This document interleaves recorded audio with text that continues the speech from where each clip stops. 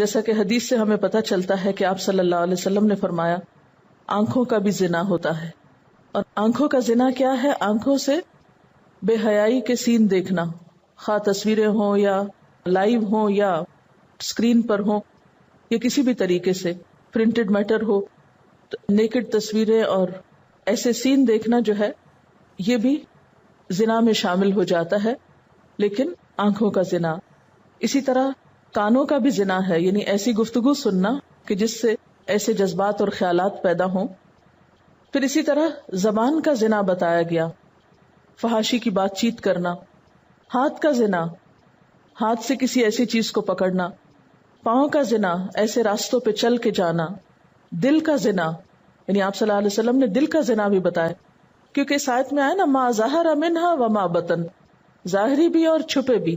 بے حیائی کے کوئی بھی طریقے سامنے ہو یا چھپ کر ہو، ان سب سے بچنا ضروری ہے. تو دل کا زنا کیا ہے؟ بے حیائی یا برے کام کی یا زنا کی خواہش کرنا اور تمنا کرنا. پھر فرمایا پھر شرمگاہ ان سب کی یا تو تصدیق کر دیتی ہے یا تکذیب کر دیتی ہے.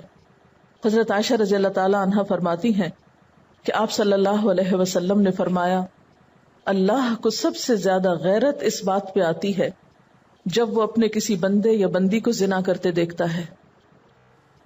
وَلَا تَقْرَبُوا الْفَوَاحِشَ، اور فواحش کے، بے حیائی کی باتوں کے، بے حیائی کے کاموں کے قریب بھی نہ پھٹکو، اس راستے پہ بھی نہ جاؤ. کیوں؟ اس لیے کہ وہ بدترین راستہ ہے. وَلَا تَقْرَبُوا الزِّنَا إِنَّهُ كَانَ فَاحِشَةً وَسَاءَ سَبِيلًا، زنا کے قریب نہ جاؤ کیونکہ وہ بے حیائی کی بات اور بدترین راستہ ہے. پھر اسی طرح آپ دیکھیے کہ یہاں پر ما ظہر منہا وما بطن کی جو بات ہے، تو یہاں بطنہ سے مراد کیا ہے؟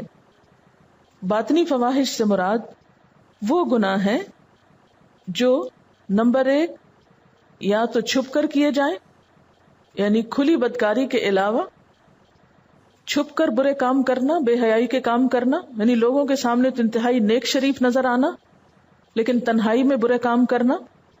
یا پھر باطنی فواحش سے مراد دل کی برائیاں بھی ہیں، جیسے حسد، کینہ، حرص، ناشکری، بے صبری، یہ تمام چیزیں اس میں شامل ہو جاتی ہیں.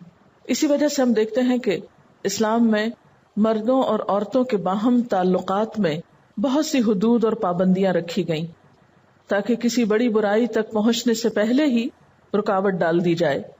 تو مراد اس سے کیا ہے کہ ایسے وسائل، ایسے طریقے، ایسے ذریعے اور ایسے راستے بھی اختیار نہ کرو جو تمہیں بے حیائی کے کاموں کے قریب لے جائیں.